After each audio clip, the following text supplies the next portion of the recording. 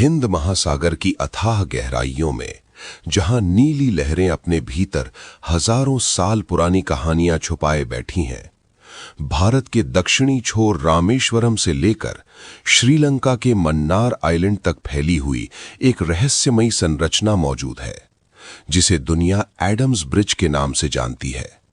लेकिन भारत में इसे कहा जाता है राम सेतु, एक ऐसा नाम जो आस्था, इतिहास और रहस्य को एक साथ जोड़ देता है।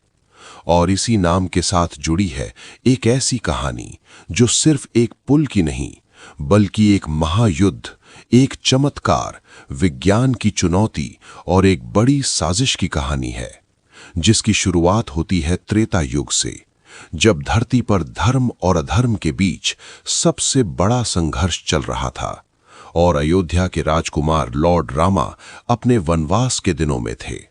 उनके साथ थीं उनकी पत्नी सीता और उनके भाई लक्ष्मण। लेकिन एक दिन सब कुछ बदल गया, जब लंका का शक्तिशाली और अहंकारी राजा रावण छल और माया का सहारा लेकर सीता का हरण कर ले गया और उन्हें समुद्र पार अपने राज्य लंका में कैद कर लिया। उस क्षण से राम के जीवन का एक ही उद्देश्य रह गया, सीता को वापस लाना और रावण का अंत करना। लेकिन इस लक्ष्य के रास्ते में सबसे बड़ी बाधा थी एक विशाल समुद्र, इतना विशाल कि उसकी गहराई और विस्तार को देखकर किसी का भी हौसला टूट जाए। राम समुद्र के किनारे खड़े होकर लहरों को देखते रहे। उन्होंने समुद्र देव से प्रार्थना की, 3 दिन और 3 रात तक लगातार। लेकिन जब कोई उत्तर नहीं मिला तो उनके भीतर का क्रोध जाग उठा और उन्होंने अपने धनुष पर दिव्य अस्त्र चढ़ाया। जैसे ही वे समुद्र को सुखाने के लिए तैयार हुए, तभी समुद्र देव प्रकट हुए और उन्होंने राम से कहा कि वे प्रकृति के नियमों से बंधे हैं और सीधे रास्ता नहीं दे सकते। लेकिन उन्होंने एक उपाय बताया, एक पुल बनाने का। और यहीं से शुरू होती है दुनिया के सबसे रहस्यमयी निर्माणों में से एक की कहानी। राम की वानर सेना में 2 ऐसे योद्धा थे जिन्हें असाधारण क्षमता प्राप्त थी। उनके नाम थे नल और नील। कहा जाता है कि उन्हें ये वरदान प्राप्त था कि वे किसी भी वस्तु को पानी में डूबने नहीं देंगे, और इसी कारण उन्हें इस असंभव कार्य की जिम्मेदारी दी गई। इसके बाद जो हुआ वो किसी चमत्कार से कम नहीं था। हजारों वानर जंगलों और पहाड़ों की ओर दौड़ पड़े। विशाल चट्टानों को तोड़ा गया, पेड़ों को उखाड़ा गया और इन सब को उठाकर समुद्र की ओर लाया गया। हर पत्थर पर राम का नाम लिखा जाता और जैसे ही उसे समुद्र में डाला जाता, वो पत्थर डूबने के बजाय पानी की सतह पर तैरने लगता। ये दृश्य इतना अद्भुत था कि जिसने भी देखा वो आश्चर्यचकित रह गया। दिन रात लगातार काम चलता रहा। हजारों हाथ एक साथ मिलकर उस पुल को बना रहे थे। धीरे धीरे समुद्र के ऊपर पत्थरों की एक लंबी श्रृंखला बनने लगी, जो एक किनारे से दूसरे किनारे तक फैलती चली गई। कहा जाता है कि ये पुल लगभग 30 किलोमीटर लंबा था और कुछ ही दिनों में तैयार हो गया। इसके बाद राम और उनकी सेना ने इस पुल के माध्यम से समुद्र पार किया और लंका पहुंच गए, जहां एक भयंकर युद्ध हुआ और अंततः सत्य की जीत हुई। रावण का अंत हुआ और सीता को मुक्त कराया गया। लेकिन इस युद्ध के बाद भी एक चीज पीछे रह गई, राम सेतु। समय बीतता गया, युग बदलते गए, लेकिन ये पुल समुद्र के भीतर आज भी मौजूद रहा और सदियों तक ये कहानी सिर्फ धार्मिक ग्रंथों और लोक कथाओं में सीमित रही। लेकिन 2002 में अचानक पूरी दुनिया का ध्यान इस ओर गया, जब नासा द्वारा ली गई सैटेलाइट तस्वीरों में समुद्र के अंदर एक स्पष्ट संरचना दिखाई दी, जो भारत और श्रीलंका को जोड़ती थी। और यहीं से शुरू हुआ असली रहस्य। वैज्ञानिकों ने रिसर्च शुरू की। कुछ ने कहा कि ये एक प्राकृतिक संरचना है जो रेत और चूना पत्थर से बनी है, लेकिन कुछ रिसर्च में ये सामने आया कि इस संरचना के नीचे रेत की परत है और उसके ऊपर बड़े बड़े पत्थर रखे गए हैं, जो इस बात की ओर इशारा करते हैं कि ये पूरी तरह प्राकृतिक नहीं हो सकती। अब सवाल और गहरा हो गया, अगर ये प्राकृतिक है तो पत्थर ऊपर और रेत नीचे कैसे? इसी बीच कुछ रिपोर्ट्स में यह भी सामने आया कि यहां पाए जाने वाले कुछ पत्थर प्यूमिस स्टोन जैसे हैं, जो पानी में तैर सकते हैं।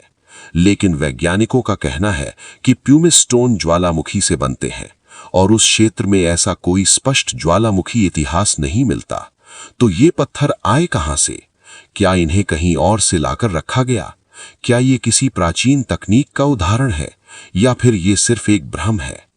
अब बात आती है सबसे बड़े कनेक्शन की, रामायण में बताए गए स्थान और दूरी की।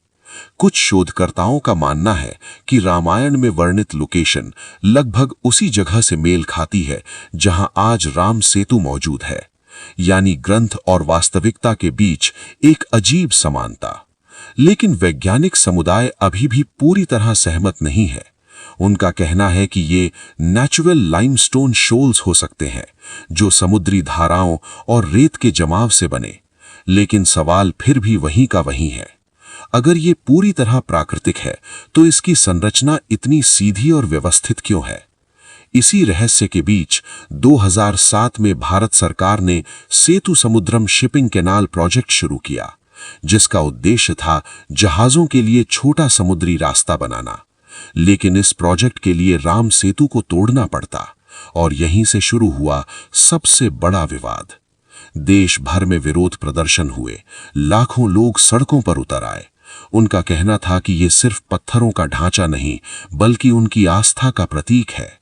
कुछ लोगों ने यह भी दावा किया कि यह सिर्फ एक प्रोजेक्ट नहीं, बल्कि इतिहास के एक सबूत को मिटाने की कोशिश है।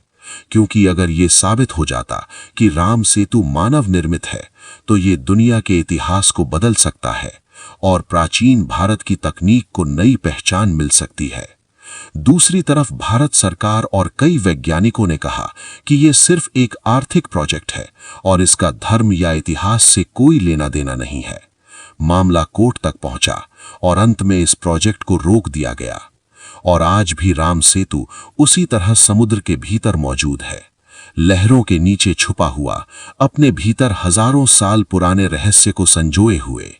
ये आज भी एक अनसुलझी पहेली है, जिसे न पूरी तरह विज्ञान समझ पाया है और ना ही आस्था छोड़ पाई है।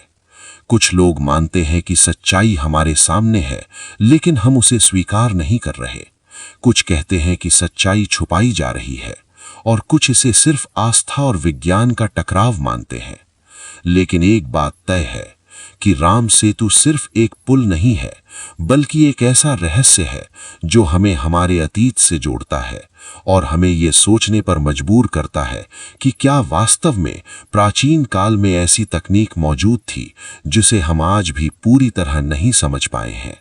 और शायद यही कारण है कि आज भी जब समुद्र की लहरें उस पुल से टकराती हैं, तो ऐसा लगता है जैसे वो हमें पुकार रही हों, हमें उस रहस्य को समझने के लिए जो हजारों सालों से वहीं छिपा हुआ है। और शायद आने वाले समय में कोई ऐसा सच सामने आए जो इस रहस्य से पर्दा उठा दे। लेकिन तब तक राम सेतु सिर्फ एक सवाल बना रहेगा, एक ऐसा सवाल जिसका जवाब आज भी समुद्र की गहराइयों में छिपा हुआ है।